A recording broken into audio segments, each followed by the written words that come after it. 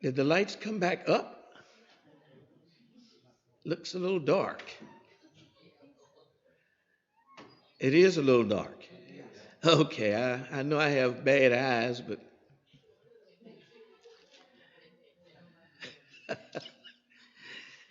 our resident electrician is taking care of it.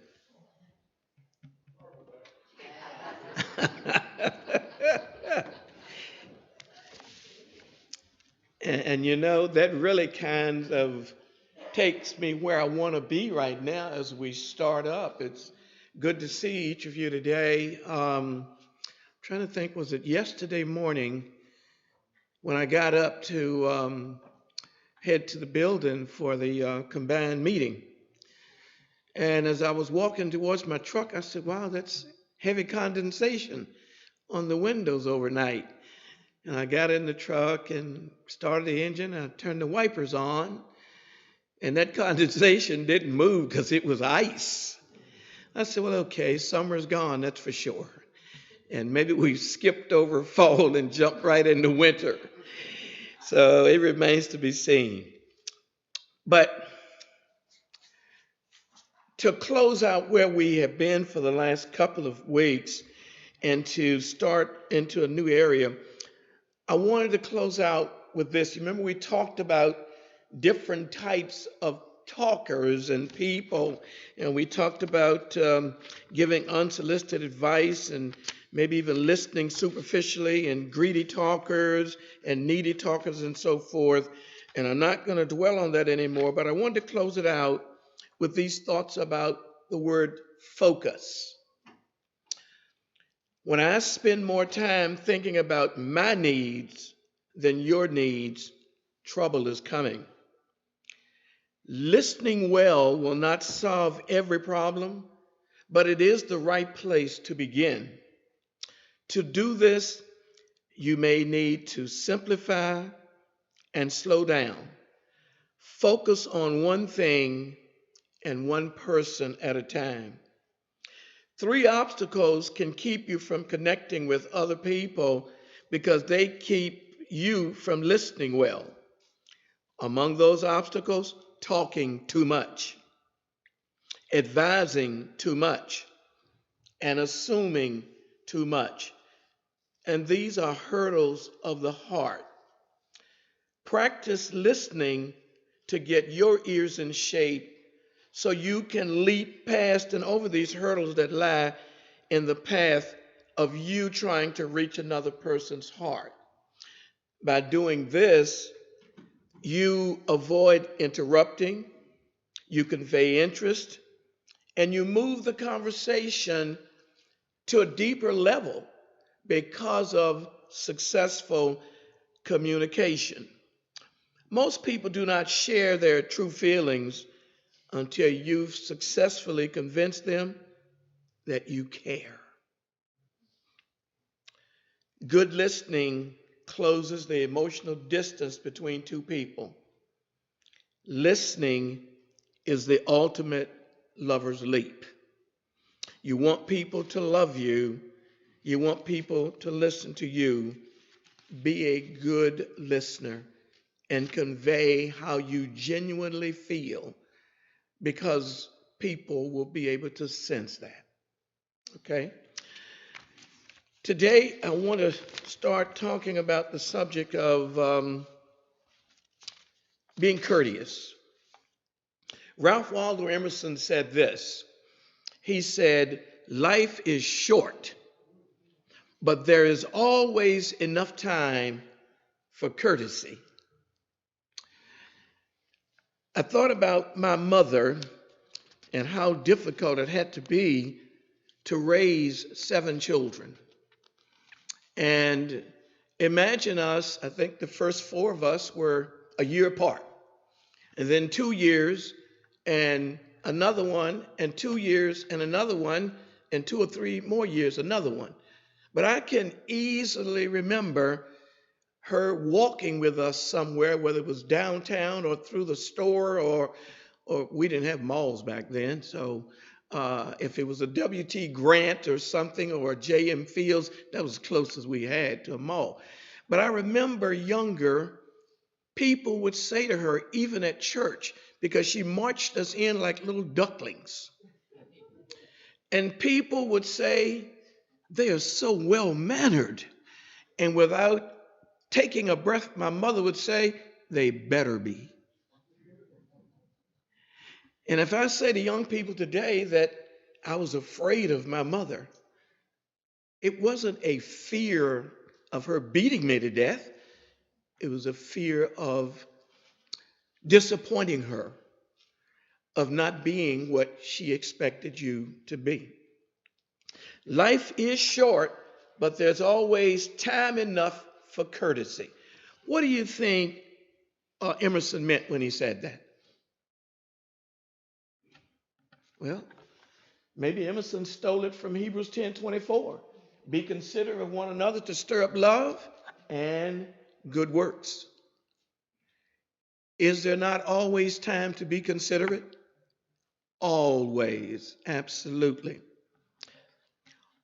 What does it mean to be courteous from you, from your perspective, from your life experience? What does it mean to be courteous? Anybody? All those words out there to describe being courteous. Be polite, okay? Who else?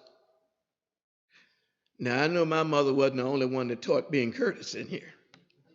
Be polite. Kind. Huh? Considerable. Okay? And you're absolutely right. Polite, respectful, considerate in your manner. Or, as my mother would say, you better be well-mannered. Now, how about some words that express or demonstrate courtesy, politeness? What are some of those words? Thank you. Okay. What else? Please. Now, I wasn't the only one in here with a tough mother now. Somebody in the back said what? Yes, ma'am, no, ma'am. Yes, sir, no, sir. Thank you. And one that we probably don't say often enough, and I think this one can be viewed in degrees. I'm so sorry. Now, it doesn't mean the worst of sorry, is it? It just means that I was maybe opening the door and didn't realize Margaret was behind me. And I stepped through and looked, oh, I'm sorry. Okay? That's again courteous and being polite. Jesus was a social man. The Gospels record his presence at public and private functions. He attended at least, did Mike talk about weddings this morning? He attended at least one wedding, and he was a frequent guest at many banquets. Sometimes the dinners were hosted by those on the fringe of Israelite society, publicans. But he also received invitations to dine at the homes of more prominent people, such as the Pharisees. Now, Jesus was fully aware of the motives. He was fully aware of the motives behind each of these requests for him to come and be at this banquet or dinner. Some wanted to get to know him, while others wanted to do what? Look for a way to destroy him or to injure his credibility. Now, Jesus noted that in either way, he was being closely watched by the people, not only who had invited him, but the ones that were there. Jesus knew he was being watched. And he was also doing his own watching because he was observing the behavior of his dinner companions. Jesus' aim was not to embarrass them with petty criticism, but to elevate them through dialogue about their conduct. And how they reacted to Jesus' comments revealed the condition of their hearts. If you want to take a look at, I'll be reading just a moment, Luke chapter 14, verses 7 through 14. Just to give a little background for the setting. Luke chapter 14, verse 7 through 14.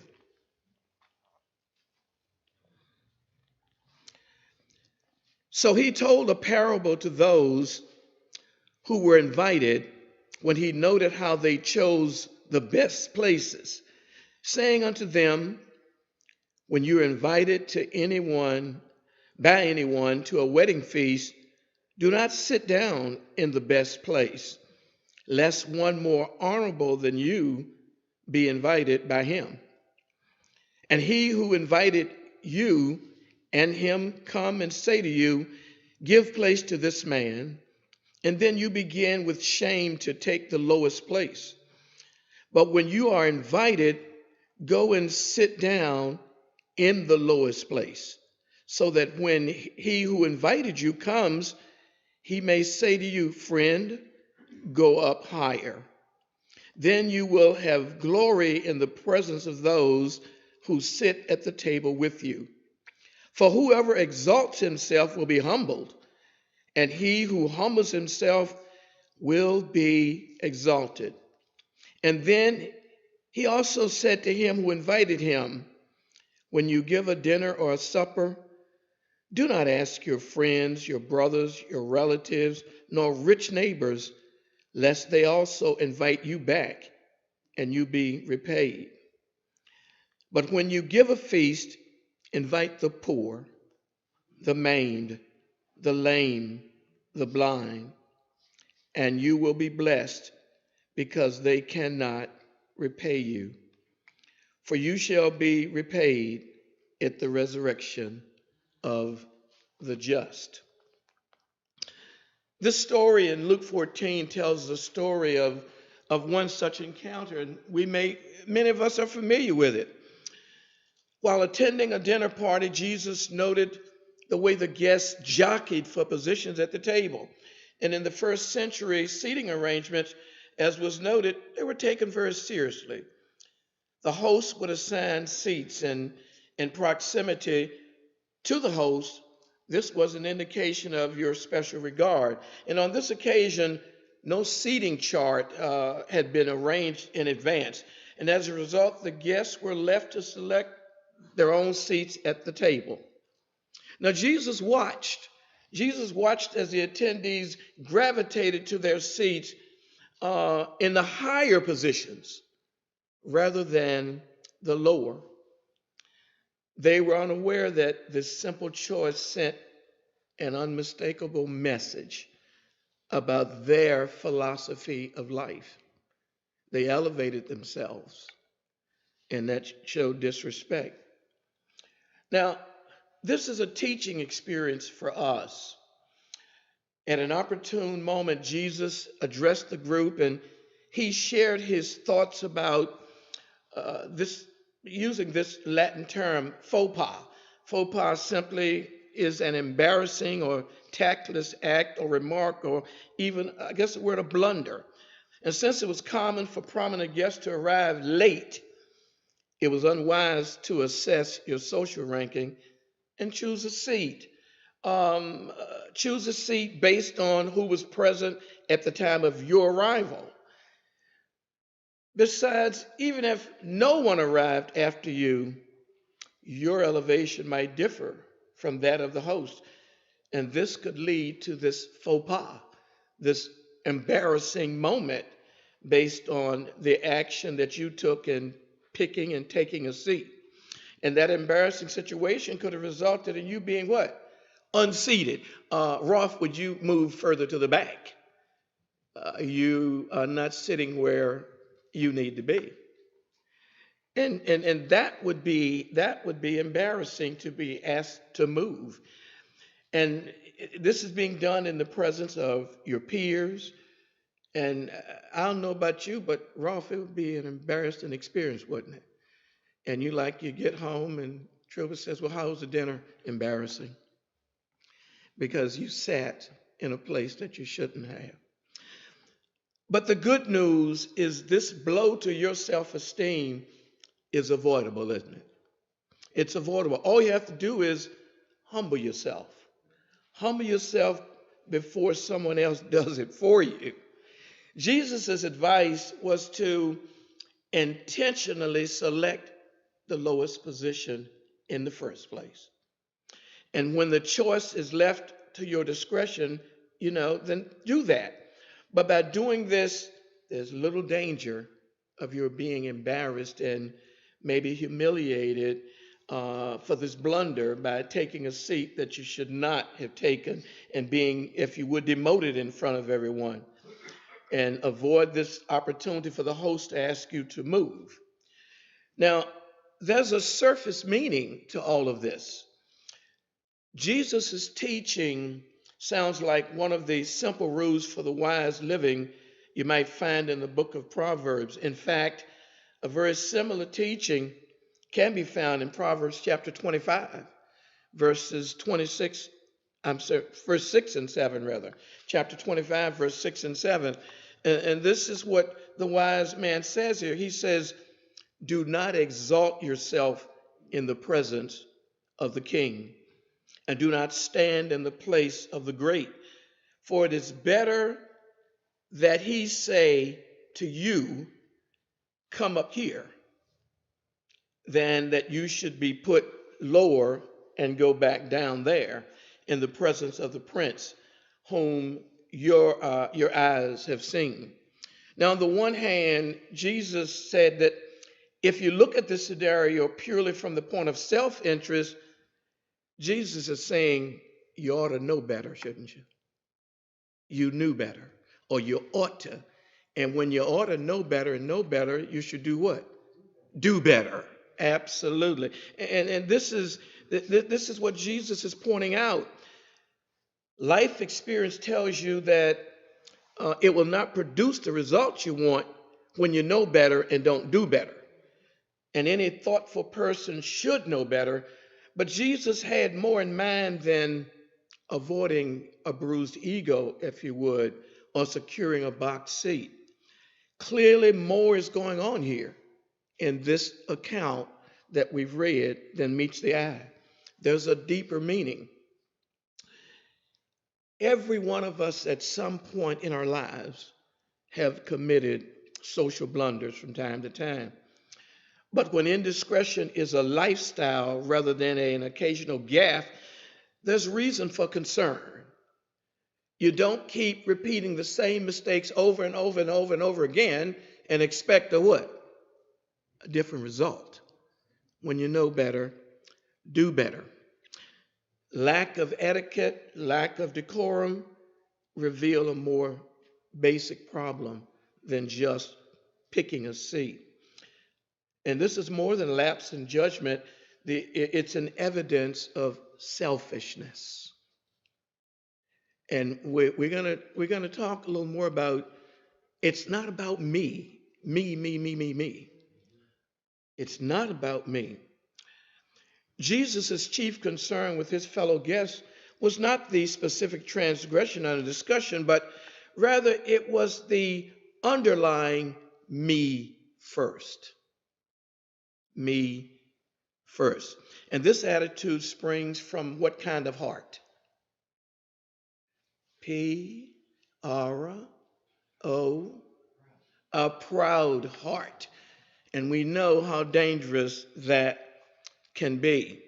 We know that this pride, if you would, produces a preoccupation with self. Again, there we go with the me first. When you value yourself above others and think of yourself before others, the result is insensitive and cruel. That's what happens when we repeatedly put ourselves above others and think of myself before others. Even when kindness is extended from a person with this kind of heart, it is usually perceived to be self-serving as opposed to being genuine and sincere, isn't it? You can tell, can't you? Absolutely, you can tell. Now, Your concern is with how you appear rather than doing good to others. And that's what Ephesians chapter 6, verses 5 and 6 tells us. When we started this series several weeks ago, the one word that we made sure we kept in the forefront was empathy. Empathy is a God-given capacity to understand the feelings and needs of others. And without empathy, I can only simply say that the person who lacks empathy is a loser. Empathy is a God-given capacity to understand the feelings and the needs of others. The dangerous word of pride, pride mutes this sensitivity until the pleadings of your conscience become, just wide open noise rather than an urgent alarm. Pride, conceit. Conceit short circuits the spiritual wiring of our heart and turns your inner voice into rather a empathetic voice. It turns it into a voice that's a nuisance, that's clearly perceived and easily perceived to be one of a nuisance. So without the conscience, or rather with the conscience out of the way, it's possible to frame selfish acts as sensible and deserving. What's the solution to that type of behavior, that type of attitude? Well, the solution to selfishness and impoliteness is humility. Humble yourself. True humility is not demeaning yourself, but rather respecting others. True humility demonstrates respect to others. By thinking realistically about yourself, you make room for other people in your heart. Now, notice, you're the one who gets to make all these choices. When you think of me and care for me, you're more likely to treat me with dignity. In police work, I would constantly remind my troops, doesn't matter what you have to arrest this person for, doesn't matter what they have done, never rob that man of his dignity, and he will be the most cooperative arrestee that you could possibly have. When you think of me and care for me, you're more likely to treat me with dignity. And I can remember many a person coming back and thanking me for treating them with dignity at a very bad time, a dark moment in their life. Jesus concluded his remarks with a Hebrew maxim from Proverbs 29, verse 23. And he says, whoever exalts himself will be humbled, and he who humbles himself will be exalted, from Luke chapter 14, verse 11. In either case, you will be humbled. But the only question is whether you do it for yourself or someone imposed it upon you, forced you to have that heart that you should have had in the first place. So I say to you, embrace humility or suffer humiliation. Embrace humility or suffer humiliation. The choice is yours. And Jesus was commending self-examination and preemptive action before you get to the point where you're now humiliated. So don't wait to be shamed, but be proactive. And being proactive is less painful and more profitable. Consider one another. Be courteous. How about exercising humility? Put humility to work. Let it be in action. Well, when that happens, the result of true humility is a you first attitude. You, not me. So what does humility look like in daily life? How about at the workplace? It's waiting for others to exit the elevator rather than barging in as soon as the doors open. How about on the highway while you're driving? It's driving in the right lane unless you're passing another car, no matter how much you paid in taxes. Isn't that some of the reasons that we hear people give excuses for what's the big 2 hour word? Road who? Road rage.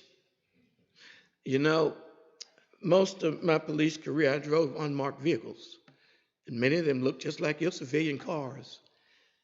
And I would get the biggest laugh when someone cut me off and even, flipped the finger. And all of a sudden, when they saw the blue lights in the window, oh, officer, I didn't realize. No, may I see your, and as long as I didn't like writing tickets. So as long as I got a understanding of you were wrong and this won't happen again, go on your merry way. So road rage, we know how it's caused. How about in the family? We talked about this a few weeks ago. Letting someone else decide what to watch on the TV or what to eat for dinner that day. What about at the coffee shop? It is leaving the seat by the outlet for someone else.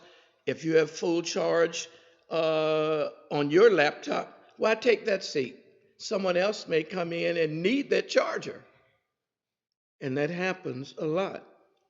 That's humility in action. How about in marriage? It's letting your spouse have the new car while you drive the museum piece, the hoopty, or fixing up the nursery when you really want to spend that money on a new truck or a boat or a motorcycle. That's humility. You first is opening and holding doors. It's putting the seat, I know this is going, putting the seat down on the what? On the commode. Okay, how about putting the cap back on the what? Toothpaste. Aren't those simple little things? But don't they show humility? Absolutely. Absolutely. It's it's going last in line, but never taking the last piece of pie. It's saying, may I, or it's saying, please, or it's saying, thank you. You first is waiting till everyone is seated before you begin to eat, and waiting till everyone is finished before leaving the table. It's asking someone, well, what do you think about this, that, or the other? Um, and listening intently as that person attempts to answer what you've asked them about. Listen intently. And one of the ways to assure that they know that you've listened is to do what? Echo, repeat back what they've said to you. And I can tell you, people value you when they know that you have listened to them and heard them. It's important. Putting others first is a habit that comes with spiritual growth, and it takes practice. Sometimes it takes a lot of practice. Selfishness is tough and it dies hard, but you can overcome it with a deep desire and divine help per Romans chapter 8, verse 13. Yes.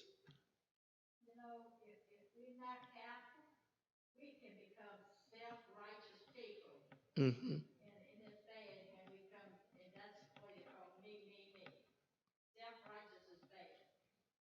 And it is because we're human. and it is a part of our nature, but what can be learned can be unlearned. Okay? And you're absolutely right. A man by the name of McAlley sings a heartwarming song, and you may have heard it, called You First. You First. And it tells the story of two brothers during 3 periods of their lives. It starts off with while they were teenagers, they dared each other, you first. When swimming the span of the local river, that's what did, you go first. Later in their lives, as they became soldiers, both were wounded in battle. When the medevac chopper arrived to evacuate the casualties, they discovered there was room left for only one more. And their brother said, you first. And this carried a different meaning that comes with maturity. In the final snapshot in this song, one brother is lying at the side of his sibling's deathbed, wishing he could swap places. He never dreamed it would be you first. That's the song, You First. Following each scene in the song, the chorus repeats, you first, and I'll be right behind you. You first, I'll meet you on the other side.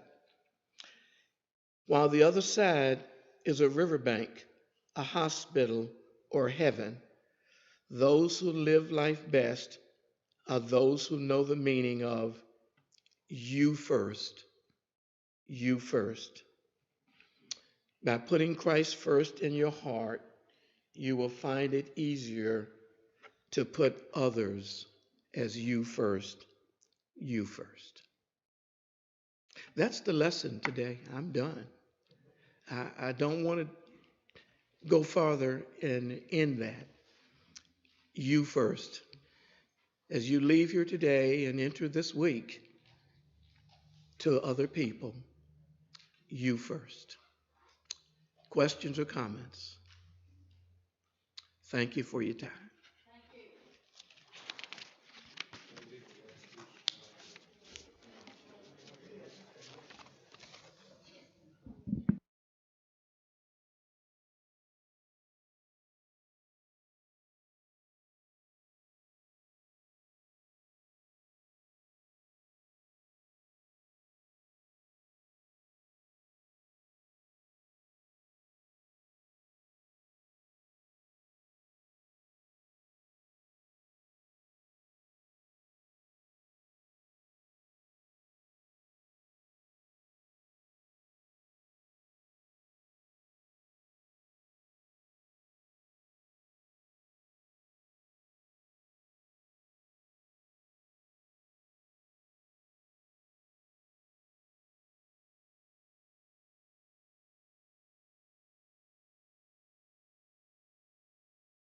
He's a teacher now, isn't he?